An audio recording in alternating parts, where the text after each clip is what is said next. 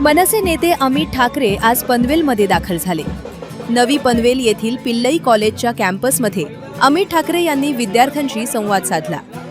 यावेळी विद्यार्थ्यांनी विविध समस्या आणि प्रश्न त्यांच्यासमोर मांडले।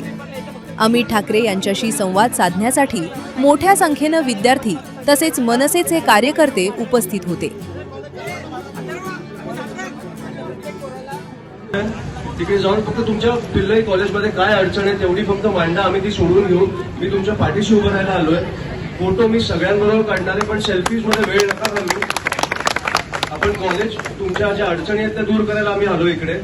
फोटोज काढू, पण अडचणी पहिल्या, ठीक आहे? धन्यवाद। अमित साहेब, आय लव्ह यू।